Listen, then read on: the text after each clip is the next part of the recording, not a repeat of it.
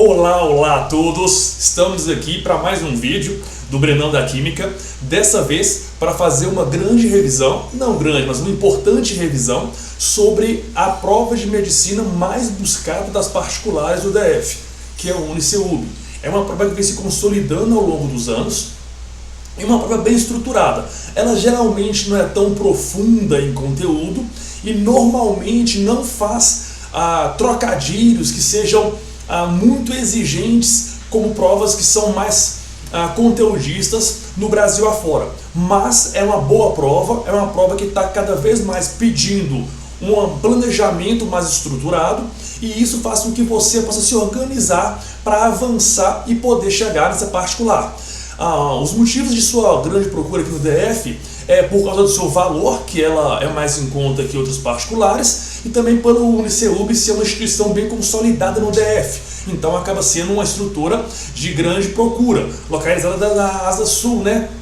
A unidade que tem a medicina, mas um motivo para que as pessoas possam buscar, já que aquela região é uma região de poder aquisitivo mais elevado. Então as pessoas procuram ficar mais próximo ali do plano piloto.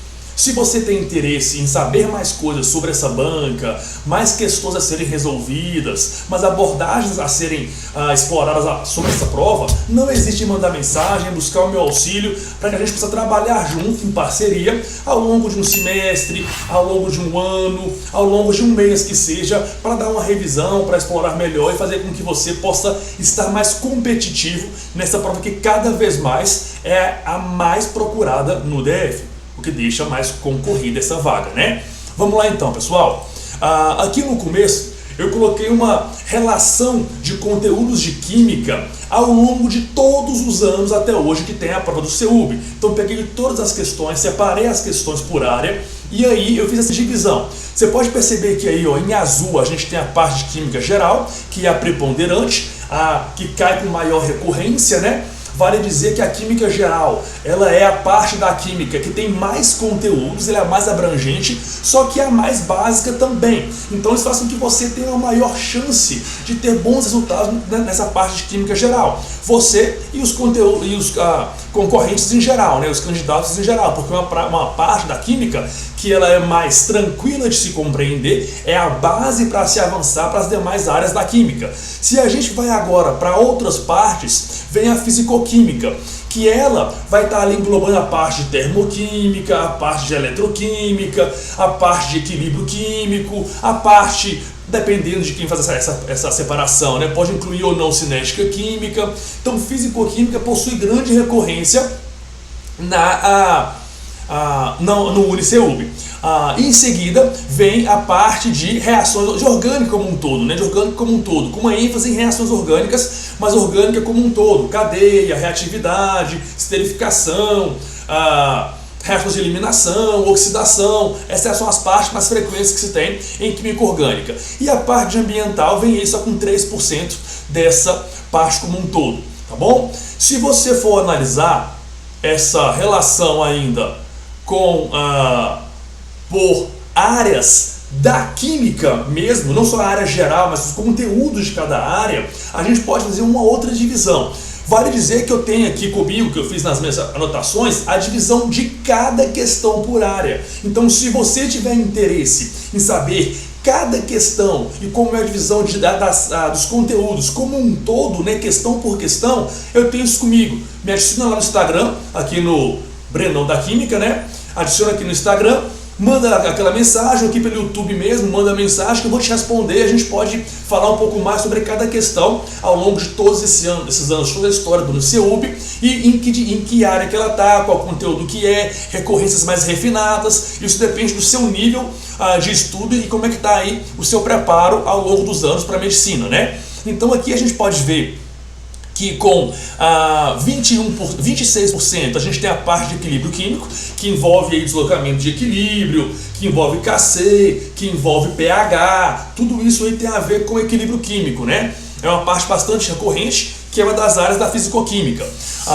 Com 26%, essa parte de equilíbrio químico, das questões até hoje recorrentes. Com 21%, a gente tem aí a parte de reações orgânicas, que é uma parte que ela é um pouco simbólica, porque ou você acha reações orgânicas fácil, ou difícil. É difícil, é raro você encontrar alguém que acha um ponto médio nisso aí, porque a parte de ácidos orgânicos, uma vez que você compreende a base de química orgânica e de isomeria, ela acaba sendo construída com mais facilidade. Então, se você tem dificuldade em reações orgânicas, provavelmente a sua base em química orgânica está deficiente, e não em reações exatamente. A parte de funções orgânicas, essa parte de conceitos ali mais elementares da química orgânica. Também temos com 21% a parte de estequiometria, que é clássico em todos os processos seletivos. Tem gente que confunde, né, cálculo químico com estequiometria, mas o cálculo químico é um pré-requisito para a estequiometria, né, que nada mais é que uma relação de proporção, que o grande desafio aí é interpretar o que a questão te pede e trabalhar com isso. E com 16% a gente tem a parte de atomística, que é uma parte bem elementar de química geral, o conceito de átomo, molécula, o conceito de íons, elétrons, nêutrons, prótons, semelhança química. Então essa parte bastante elementar da química geral, ela vem com muita recorrência também.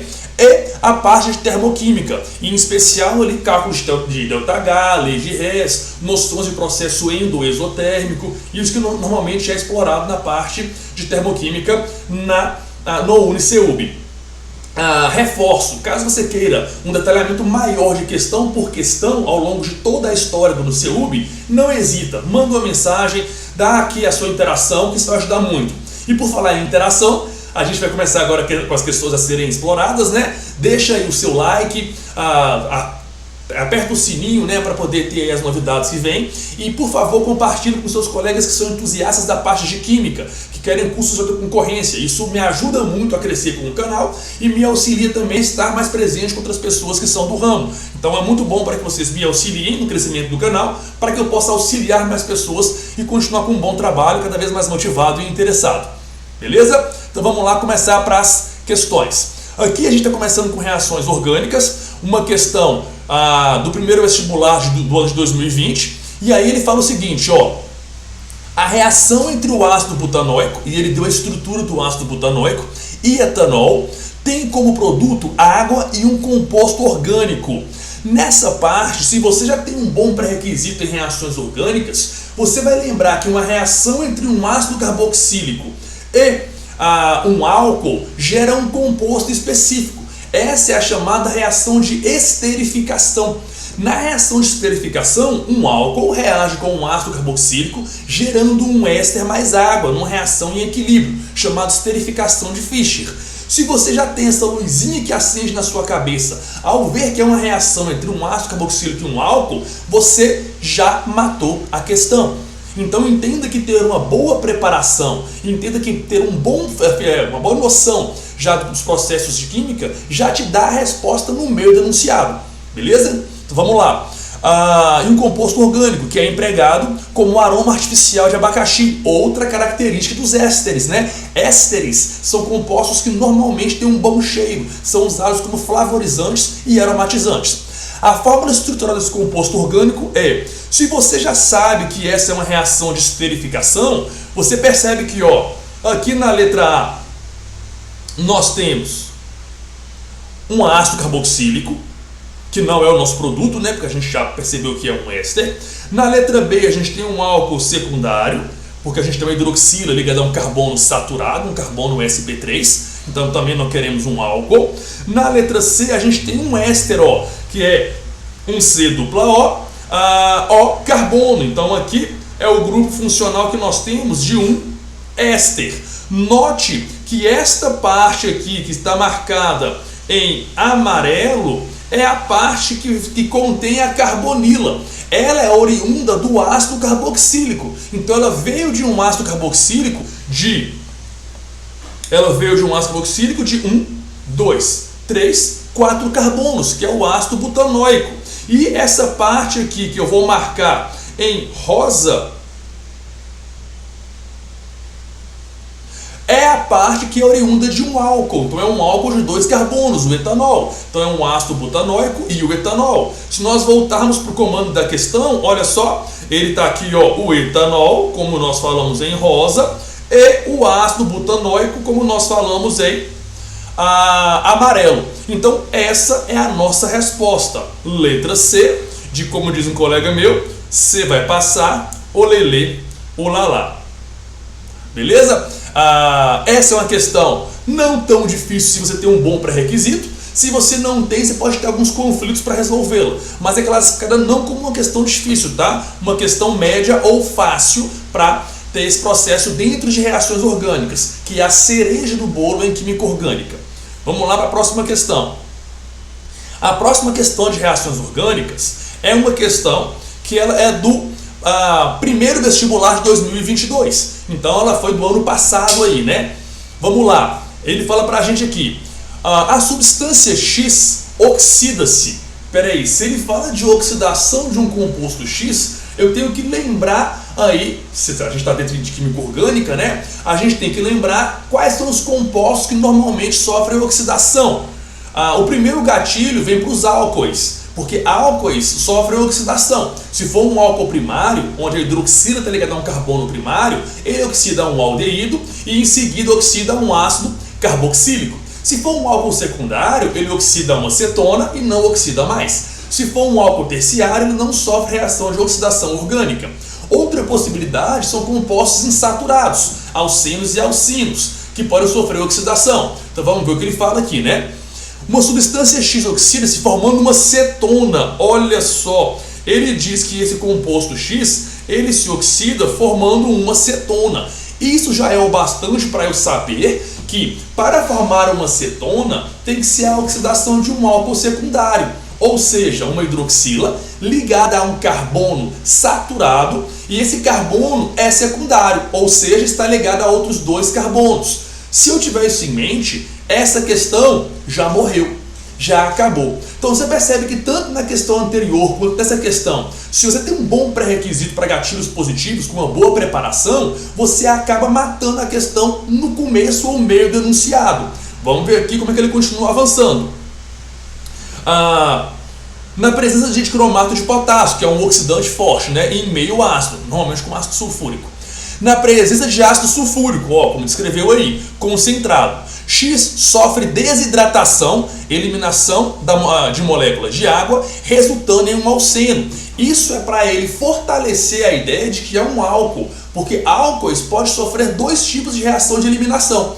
Uma que quando é mais quente, né, que ela tem uma energia cinética maior, fica menos tempo perto das moléculas, ela vai estar sofrendo uma desidratação intramolecular a uma temperatura em torno de 170, 180 graus Celsius aí. Aí ela libera a água e aí forma um alceno. Caso seja uma temperatura um pouco menor, 140 graus Celsius, 150, ela vai começar a ter uma desidratação intermolecular entre moléculas de álcool, e aí forma éter mais água. Ele diz que nesse caso aí forma um alceno, ou seja, uma ligação dupla.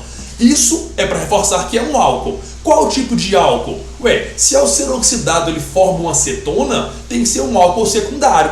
Se nós olharmos aqui para as opções, ó, o propan-1-ol, esse carbono aqui é um carbono primário, porque ele está ligado só a um carbono. E isso não vai gerar, ao ser oxidado, uma cetona. Ele vai gerar um aldeído e depois um ácido carboxílico. Então não pode ser essa opção. A segunda opção aqui à direita é o butan-2-ol. Note que esse carbono aqui, ele está ligado a dois outros carbonos, então ele é um carbono secundário. Essa é uma excelente opção a ser marcado, tá? Então esse cara aqui, ó, é uma boa opção ao ser marcado, fica ligado com ele aí. Essa não pode ser, que nós já marcamos. Esta não pode ser, que nós já marcamos aqui, né? O ácido butanóico, como uma outra opção, ele é um ácido carboxílico. Então ele não vai formar um alceno nesse processo de eliminação aí e nem vai poder estar sendo oxidado para virar uma cetona, né? Então não pode ser também. Aqui o fenol, ele não é um álcool, é um distrator muito frequente, álcool e fenol, tá? Assim como o enol também, então fica ligado em funções orgânicas. E aqui é um aldeído. Não é a ideia, ele vai ser oxidado a um ácido carboxílico. Sendo assim, esse composto X vai ser o butan-2-ol. Então a nossa opção a se marcar é a letra B de bora passar, olelê, olalá. Parafraseando o meu mesmo amigo aí, né?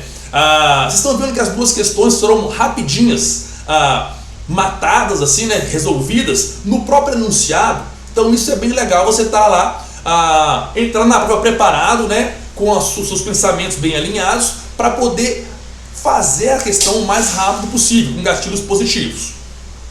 Vamos lá.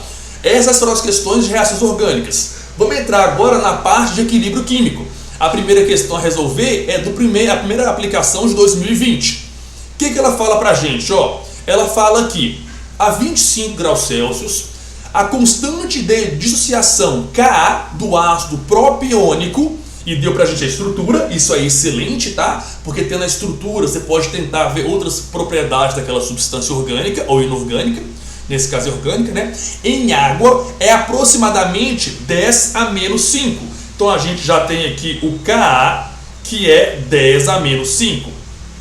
O pH de uma solução 0,1 mol por litro, ele deu para a gente aqui a concentração e o objeto de desejo que ele quer aqui. A 25 graus Celsius deve ser aproximadamente. Note que ele reforça a temperatura 25 graus Celsius. Isso para pH é relevante, tá? Porque o pH ele vai ter a sua variação de 0 a 14 aí só a 25 graus Celsius. Porque lembra que o K varia com a temperatura, né? Então, se não for a 25 graus Celsius, o nosso intervalo de acidez 0 a 7, de neutralidade pH 7 e 7 a 14 para alcalino ou básico, só funciona a 25 graus Celsius. Se variar a temperatura, varia essa escala. Aí as referências mudam, tá bom? Lembrando que um meio ácido, a gente tem mais H+ que hidroxila, mas tem os dois. Um meio neutro, a quantidade de H+ é igual a de hidroxila. E um meio básico tem mais hidroxila do que H+, mais OH- do que H+, mas os dois ainda existem ali. Para fazer essa questão, tem algumas estratégias. Você pode montar aquela tabelinha lá do início, reagiu, formou e equilíbrio. É uma possibilidade, que vai ser uma palavra mais longa, mais lenta, mas ela vai funcionar. Ou você lembrar de algumas expressões matemáticas que a gente pode utilizar nesse contexto para resolver a questão com mais eficiência. Brenão, qual que é a melhor estratégia? A melhor é a que você acerta, obviamente. É muito melhor você acertar demorando do que errar rapidinho. Mas aqui a gente vai tentar fazer um formato aí da rapidinha do Brenão, que a gente fala, né? Para poder ser mais eficiente. Caso você queira ver uma outra abordagem que é mais elementar, que é mais abrangente também, só me mandar uma mensagem, que a gente conversa sobre isso aí e vê essa possibilidade de resolução, tá? Então, nesse caso aí, a gente tem que lembrar de algumas expressões. A primeira delas é que a concentração de H+ vai ser igual à concentração do ácido originário vezes o seu grau de ionização, que não é nesse caso que a gente vai usar, porque a gente não tem o grau de ionização aqui, né? Outra possibilidade é lembrar que a constante ácida é igual à concentração do ácido vezes o seu grau de ionização ao quadrado. Mas nós não temos também o grau de ionização. Se você utilizar aqui essa junção das duas expressões, você pode chegar a uma terceira expressão que diz que a concentração de H+ ao quadrado vai ser igual a constante ácida vezes a concentração do ácido. E aqui a gente quer a concentração de H+, porque a gente tem que lembrar que pH é menos log da concentração de H+. Temos o Ka e temos aqui a concentração do ácido. Então a gente pode colocar aqui que essa concentração de H+ vai ser igual a raiz quadrada, já passei o quadrado lá para o outro lado, né? O nosso Ka, ele vale 10 a menos 5. A nossa concentração do ácido é 0,1, ou seja, 10 elevado a menos 1. Então, nós temos aqui que essa concentração de H+, ela vai ser igual a raiz quadrada de 10 a menos 6. Ou seja, ela vai ser igual a 10 a menos 3 mol por litro. Aí é só você agora aplicar que pH vai ser igual então a menos o log na base 10 da concentração de H+, que é 10 a menos 3. Por consequência, esse pH vai ser igual a 3. Nossa resposta vai ser a opção E, de eritroblastose fetal. É importante falar que essa expressão que a gente usou aí elas só funcionam para ácido fraco, tá? Se fosse um ácido forte, como já foi cobrado em provas anteriores do CEUB, que ele fez uma questão com hidróxido de potássio e hidróxido de sódio, os dois já foram recorrentes aí, como são eletrólitos fortes, eles vão dissociar completamente. E aí a gente não usa essa expressão de constante de equilíbrio aí para trabalhar com eletrólitos fortes, só para eletrólitos fracos. Bacana? Equilíbrio químico é uma boa pegada aí para recorrência, como nós já vimos lá, né? Vamos então, pessoal, bora avançando. Aqui, a nossa segunda questão, ela é fresquinha, da última prova aqui, ó, do segundo 2002. Ela fala sobre o slime. Slime é aquela, ou amoeba, né? É aquela geleca lá que é muito boa para gerar desarmonia familiar, que gruda no sofá, que gruda na roupa, que estraga bichinho de pelúcia, que tem sido fonte do maior consumo de água boricada nas farmácias, né? E que explodiu por um tempo. Então aqui é um texto que fala sobre a amoeba, e aqui ele mostra algumas reações, e a parte que nos interessa para essa questão aqui é essa parte aqui de baixo, ó, que ele fala assim: o ânion borato, que é o BOH4-, produzido pela reação representada a seguir, atua no estabelecimento de ligações cruzadas. Aqui, gente, ó, são as ligações cruzadas, tá? Entre as cadeias do polímero. E tá aqui a nossa reação. Essa reação é importante, tá bom? De acordo com o princípio de Le Chatelier, se ele falou em princípio de Le Chatelier, ele vai falar em deslocamento de equilíbrio. Aí eu tenho que lembrar, né? Deslocamento de equilíbrio. Se eu adiciono uma substância de um lado, ele desloca para o outro lado. Se eu retiro uma substância de um lado, ele desloca no sentido de repor o que foi retirado. Se são gases, quando eu aumento a pressão, eu aumento a concentração e desloca do maior número de mols de gás para o menor número de mols de gás. Se eu retirar, se eu diminuir a pressão, aí vai ser o inverso, de menor número de mols de gás para maior número de mols de gás. Assim como temperatura, ao aquecer um sistema, eu desloco o equilíbrio para o sentido endotérmico, né? Ao diminuir a temperatura, eu desloco o equilíbrio para o sentido exotérmico. Importante ressaltar, catalisadores não deslocam o equilíbrio químico, tá bom? Essa é a pegada mais geral. Vamos ver o que ele quer, né? De acordo com o princípio de Le Chatelier, o estabelecimento de ligações cruzadas na formação do slime pode ser prejudicada. Então ele quer algo que prejudique a formação de ligações cruzadas. E para prejudicar, eu tenho então que deslocar o equilíbrio no sentido dos reagentes. Beleza? Vamos lá. Olha só, a primeira opção, ele fala em colocar um excesso de bórax. Se a gente colocar aqui um excesso de bórax, que é essa espécie aqui, ó, se eu colocar um excesso dele, vai deslocar para o produto. Aí vai ser algo desejado, né? Vai aumentar as ligações cruzadas. Então isso não responde o nosso questionamento. Vamos lá. Letra B. Adicionar ácido clorídrico. Se eu adicionar ácido clorídrico, vai aumentar a quantidade de H+, e aumentar a quantidade de cloreto. Se a gente olhar para o nosso sistema aqui, eu tenho só uma condição que pode ser influenciada por cloreto, né? Que seria aqui essa base está reagindo com algo que é origem de H+, pode ser algo desse tipo, e aí deslocaria para o produto. Então também não é o nosso foco. Vamos para a letra C.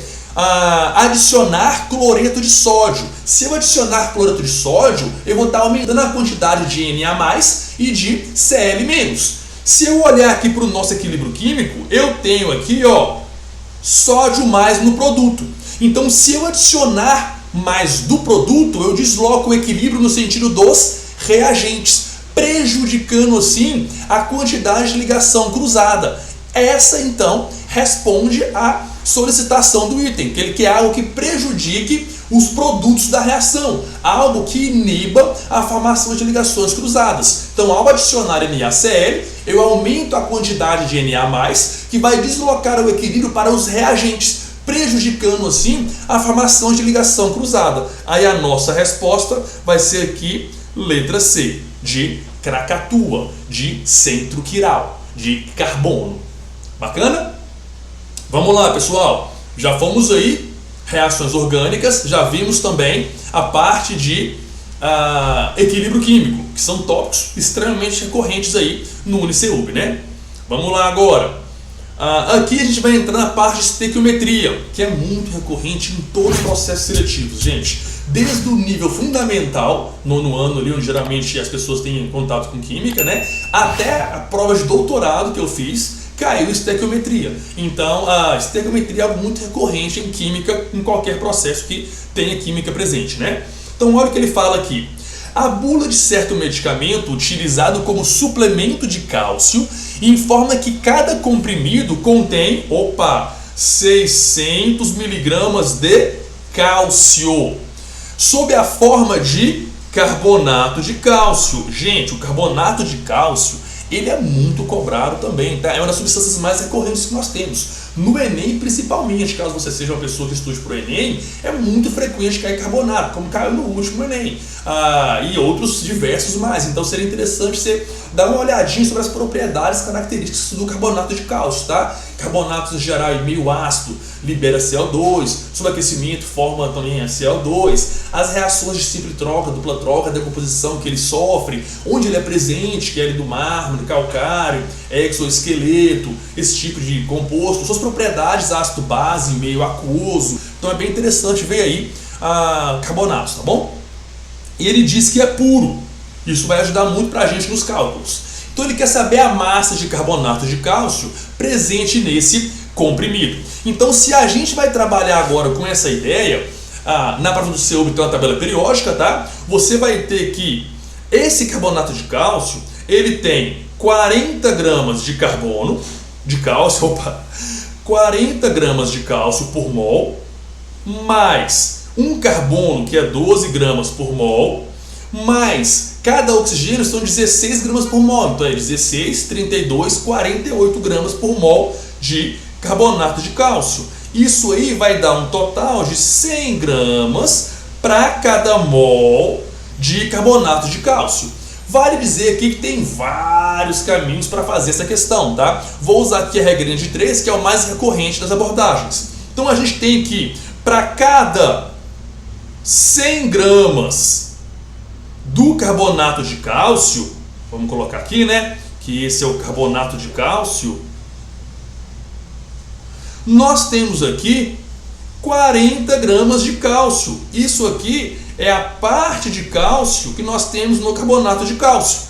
Cálcio 2+, né? Que é o íon cálcio composto iônico aqui. Então eu posso falar que 40 gramas em 100, 40% da massa do carbonato de cálcio é cálcio. Mas ele quer saber aqui a massa de carbonato de cálcio quando nós temos 600 miligramas de cálcio em um comprimido. Então eu sei que a cada 100 gramas de carbonato de cálcio nós temos 40 gramas de íon cálcio. Se nós tivermos, eu posso pôr aqui em miligrama caso eu queira, não tem problema, porque grama cancela com grama aqui, né? E as respostas estão em miligrama, então acaba sendo mais interessante. Então se eu tiver agora 600 miligramas de íon cálcio, que é o que ele diz pra gente aqui no enunciado, qual é a massa de carbonato de cálcio que eu terei? Então você faz aqui agora uma multiplicação cruzada, e aí você vai ter que é 600 vezes 100 dividido por 40. 600 vezes 100 dividido, vamos lá, por 40. Você pode fazer aqui vários processos de simplificação, né? Você pode ir lá cortar 0 com 0. Aí depois você pode cortar aqui esse 4 com esse 6. Aí vai dar aqui 2 e 3. E aí você corta de novo esse 2 com esse 10. E aí vai ter 5 vezes 300. Então esse x aqui vai dar igual a 1.500. Como aqui está em miligramas, a gente vai estar achando em miligramas.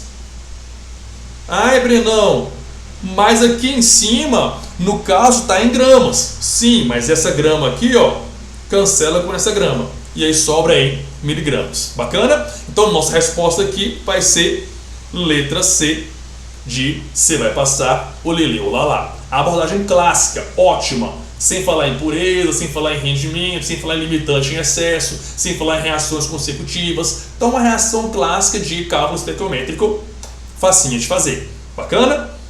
O mais desafiador em cálculo estequiométrico, vale dizer, não é nem a parte matemática e química, é a parte interpretativa. Saber o que ele quer, o que ele busca na questão, na situação, problema. Então a interpretação do processo é o primeiro passo e o mais importante.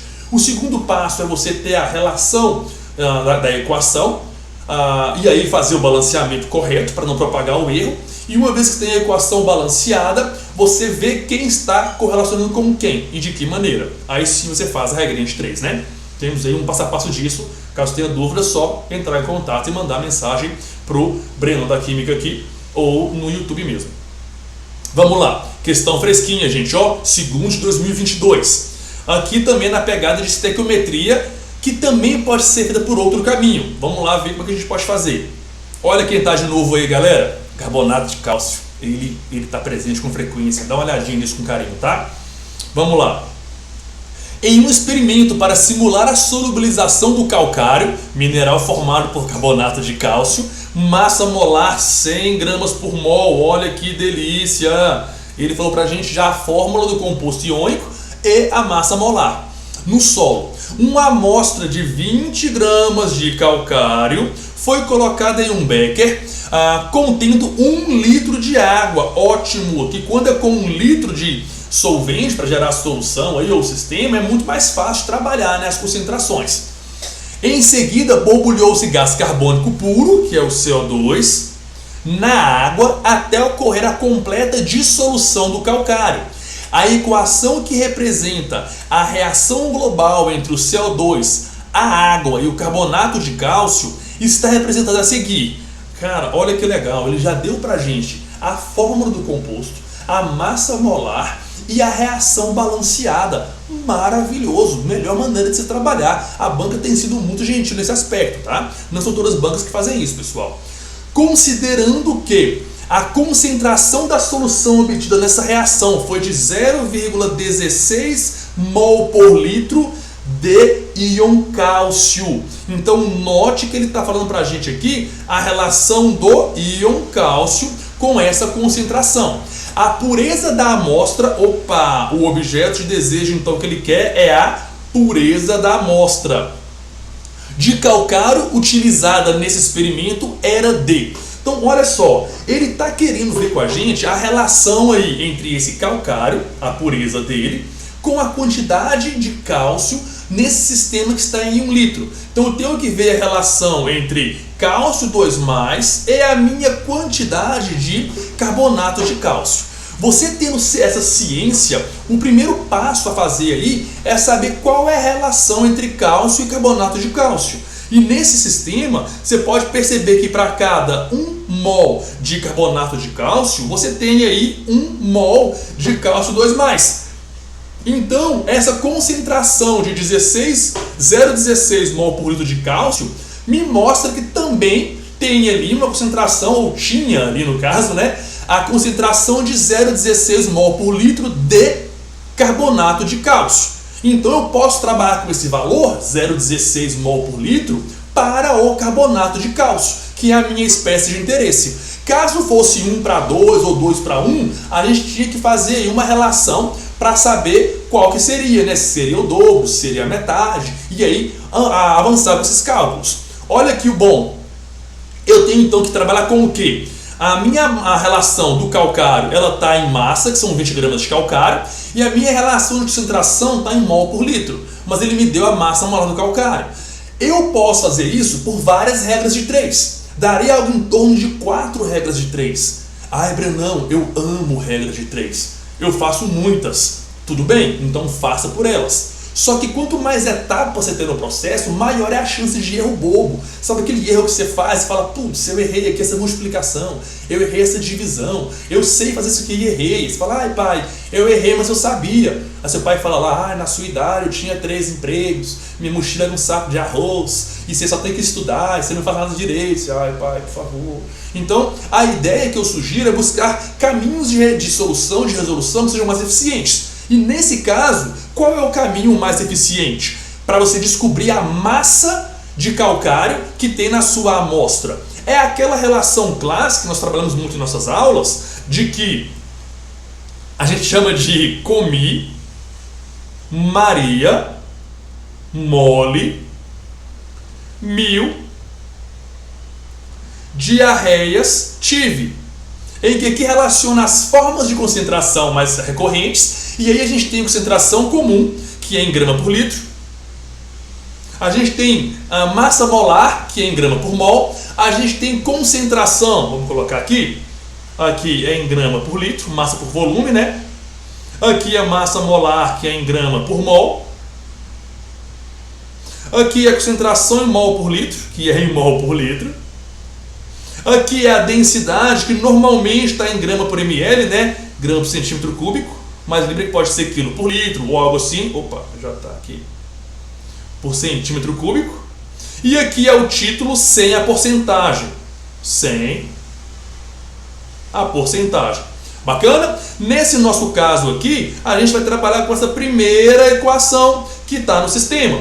Porque a gente tem aí a nossa massa de amostra, que é objeto de desejo, dividido pelo volume, que é 1 litro. Então, maravilhoso. A massa molar já falou pra gente que são 100 gramas por mol. E a concentração ele deu que é 0,16 mol por litro. Então aqui eu tenho que a minha massa é 100 vezes 0,16. Ou seja, 16 gramas de carbonato de cálcio. Que a gente tem aí na nossa amostra. Ai, Breno, mas e aí, cadê a resposta? Isso é a resposta? Não, ele quer a pureza. Então, o que eu tenho da minha referência, 20 gramas, é o 100%.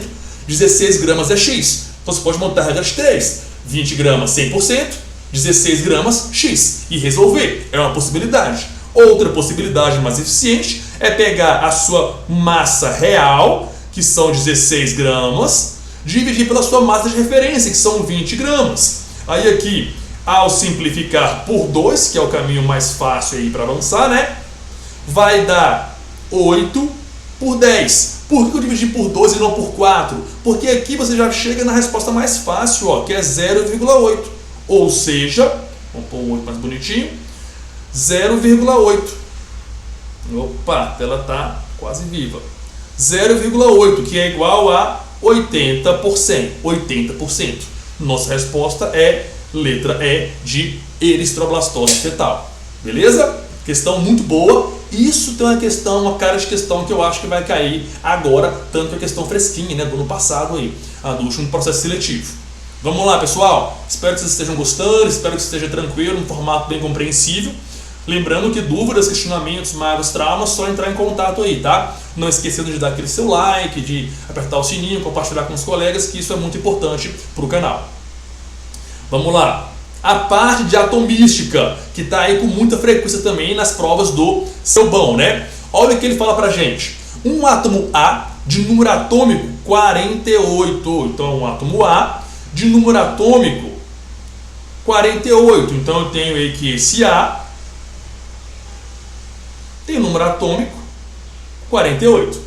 Ele fala pra gente também que ele tem um número de nêutrons igual a 67. Espera aí, se eu tenho prótons e tenho nêutrons, eu já tenho a massa, porque massa é prótons mais nêutrons, né? Então eu sei que 48 mais 67 vai me dar aqui a minha massa dessa espécie A. 8 mais 7 vai dar 15, vai 1. 5 mais 6 vai dar 11. Então ele tem uma massa aí de 115 gramas por mol, ou 115 U, se for a massa atômica, né? Ele diz que ao participar de reações químicas, forma um cátion de carga mais 2. Então eu sei que ele aqui vai ser mais 2. beleza? O número de prótons, elétrons e de massa do cátion são respectivamente, se ele fala que é do cátion, já é a espécie que perdeu os elétrons, né? Então o seu número de prótons, a gente tem aqui que vai ser 48. Então pode ser aqui, ficou com esse rosa, né? Deixa eu pôr o amarelo aqui, fica melhor. Vai ser 48. Então eu sei que pode ser letra A, pode ser letra B, pode ser letra E. Então nós temos até agora que letra C não pode ser, letra D não pode ser. O segundo que ele quer é o número de elétrons. Se ele tem 48 prótons e perdeu 2 elétrons, porque ele é um cátion, né? Ele tem então 46 elétrons. Vamos ver qual a opção que fala 46? A letra A já segue com 46, a letra B também. Nossa, aqui na letra E ele pôs 50. Então a letra E está fora, estamos entre A e B. E aqui por último ele quer a massa desse cátion. É só a gente olhar que a massa deu 115, Deu 115. Aí nós vamos de letra A, de amor. Um sentimento brega, não opcional, mas que é ótimo. Tá bom? Então, essa é a questão. Brenão, achei isso muito fácil. Cai com frequência? Cai sim, tá? Cai. Lembre que na prova cai questões fáceis, médias e difíceis. Isso é uma boa prova, que tem todo esse espectro de questões. Vamos lá. Entrando agora na parte de termoquímica, que é a última parte da nossa revisão aqui, tá, pessoal? Vamos lá. Essa questão aqui é da primeira prova do ano de 2021, do ano retrasado aí que a gente tem. Eu busquei pegar as questões bem recorrentes, né, num formato que se repete com frequência, para que a gente possa ter relevância nessa revisão.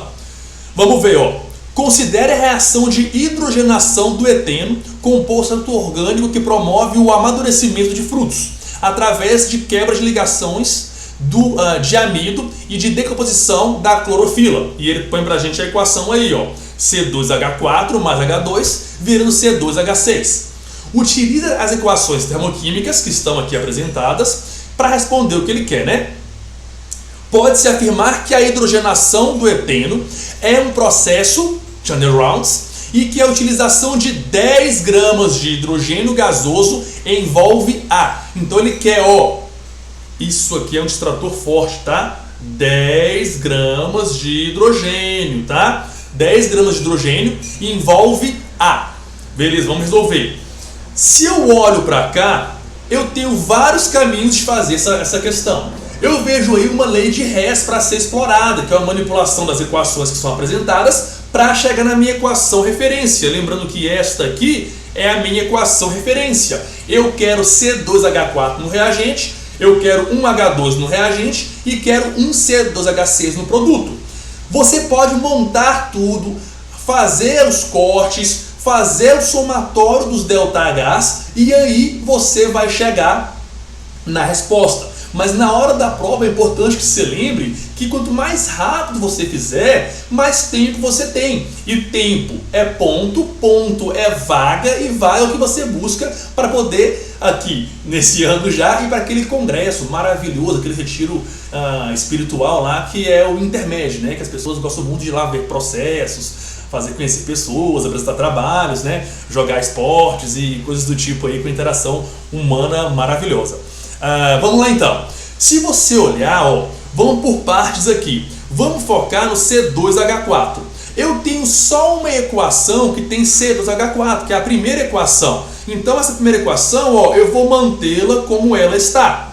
Tudo bem? Porque é a minha única espécie que eu estou aqui no reagente com C2H4. Vou buscar agora o H2. Eu tenho 1 mol de H2 no reagente. Eu só tenho na equação 2 o H2, que está no reagente já. Então eu vou deixar H2 como eu quero. Se eu olhar agora, o C2H6 está no produto da minha equação referência. E aqui, esse C2H6 está no reagente. Então eu vou ter que multiplicar essa equação aqui por menos 1. Eu vou inverter essa equação aqui. E quando eu inverto essa equação, eu vou inverter esse sinal aqui. Então, o que eu vou fazer? Eu vou somar essas duas para eu ter o valor negativo, que é que eu vou manter, E como eu vou inverter a de baixo para chegar na minha equação referência, eu vou depois ver a diferença entre esse negativo e o positivo e ver qual é o ΔH final. Então, se eu pegar aqui, ó, somar, né, 1411,2 e somar isso, porque os sinais são iguais, né, com 285,8, isso vai dar 2 com 8, 10, vai 1, 5 com 2, 7, 1 com 8, 9, 4 com 2, 6, 1. Então isso deu menos 1.697 kJ. Bacana? Para cada mol. Eu tenho que ver a diferença disso agora com mais 1.560. Como 1.697 é maior do que 1.560,7, eu vou fazer aqui essa diferença, tá? Vou fazer 1.697,0 menos 1.560,7 para ver qual vai ser o meu ΔH nesse processo aí. Então, ó, vou colocar aqui, pegar emprestado, né, para ficar 6, aqui fica 10. 10 menos 7 vai dar 3. Opa. Vai dar 3. 6 menos 0 dá 6. 9 menos 6 vai dar 3. 6 menos 5 vai dar 1. E aqui vai dar, opa, esse pontinho aqui vai dar 1 e aqui vai dar 0, né? Então, aqui lembrando que esse 1.697 negativo é superior a 1.560,7. Então, o meu valor vai ser negativo. Então, eu sei que é exotérmico 136,3. Olha a seladinha aqui, gente. Falando exotérmico, vai ter a opção A, a opção C, a opção E. Logo, nós temos que a opção B está fora, que a opção D está fora. Olha a cilada, olha a cilada. Nós achamos 136,3 kJ por mol negativo, ou seja, um processo que libera calor, exotérmico, né? Esse ΔH negativo. Então, se você vier, olha aqui a ciladinha do 136,3. Fala, por que, Brunão? Liberar isso aí é uma pegadinha? Porque ele pede no comando da questão para 10 gramas de hidrogênio. Para 10 gramas de hidrogênio. Se você perceber aqui, ó, isso é para 1 mol de hidrogênio, que são 2 gramas. Se eu quero 10 gramas de hidrogênio, é 5 vezes mais que 2 gramas de hidrogênio, que é a massa molar do H2, né? Então eu vou ter que fazer 5 vezes isso aqui, ó, 136,3 vezes 5. Vezes 5. Como eu tenho só uma opção, que vai ser 681,5 liberando, né? E a outra é 136,3, essa não é a nossa resposta. Olha só aí. Para quem não está preparado, ele vai falar assim, ó, isso é um peguinha. Filho da puta, não gostei, é um peguinha. Cuidado, é um peguinha para quem não leu o enunciado. Se você leu o enunciado, isso não é um peguinha. Isso é algo que está explícito. É só você prestar atenção na questão e poder resolvê-la. Beleza? Então a nossa resposta aqui é letra A, de amor. Fica ligado no enunciado, hein, gente? Isso é importante, a gente trabalha isso nas nossas resoluções. Vamos lá. Derradeira questão do ano passado, 2022, primeiro processo, primeira aplicação. O etanol, C2H6O, é utilizado como combustível no Brasil e sua produção ocorre a partir da fermentação do mosto da cana-de-açúcar. O diagrama de entalpia, o Uniceubi adora esse diagrama, tá? Já caiu algumas vezes aí, então fica ligado nele. O diagrama de entalpia apresenta o calor liberado nessa fermentação alcoólica e na respiração celular para 1 mol de glicose. E ele dá o diagrama, ó. Tem a glicose com oxigênio na respiração, que até virar o CO2 libera 2.812 kJ. A gente tem depois aí na segunda linha 2 mols de etanol sendo queimados com oxigênio. O etanol aí, né, com oxigênio para dar CO2, que ele coloca aí liberando 80 kJ. E temos lá embaixo 6H2O mais 6CO2. Beleza? Olha só o que ele pede. A partir dos dados apresentados nesse diagrama de entalpia, determina-se que é a combustão de 1 mol de etanol. Como é que é a combustão de 1 mol de etanol? A combustão de 1 mol de etanol é esse etanol aqui ser queimado para ele virar o CO2 mais água. Então ele quer esse ΔH aqui, ó. É isso que ele quer. Bacana? Para 1 mol de etanol. Para 1 mol de etanol. Mais uma vez, galera, ó, olha aqui. Para 1 mol de etanol. Por que eu estou lendo isso com tanta ênfase? Porque se você olhar, a gente está aqui, ó, com 2 mols de etanol. Beleza? Então a gente tem que ter noção esse calor liberado para esse processo aí. Tá bom? Então como é que eu posso fazer para saber que isso aí vai dar certo? Ué, é só a gente ver, né? Como é que vai ser o balanceamento para essa liberação de energia que nós temos aí. Olha os valores que nós temos, ó. Estão aqui apresentados. Vamos ver como é que pode ser esse processo. Se a gente queimar aqui 2 mols de etanol até virar lá CO2 e água, a gente não tem esse ΔH. Mas eu sei que se eu fizer tudo isso aqui... Mas eu sei que se eu fizer tudo isso aqui e retirar essa parte aqui, ó, eu chego onde eu quero, que é essa parte aqui. Então eu tenho que esse todo menos essa pequena parte vai dar o que eu quero. Então eu posso falar que se nós fizermos aí o total, que é a diferença, né, menos 2.812 menos 80, eu vou chegar nesse intervalo desejado. Então eu tenho que isso vai dar a diferença, né, vai ser menos 2.812 mais 80.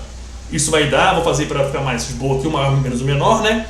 2.812 menos 80, isso vai dar 2 menos 0, 2, aqui corta, fica 7, e aqui fica 11, 11 menos 8 vai dar 3, e aqui 7, aqui 2. Então a gente tem que vai ser, vai ser 2.732 kJ negativo, né? Que é esse valor aqui. Então esse nosso ΔH, vamos colocar aqui, ele vai ser igual a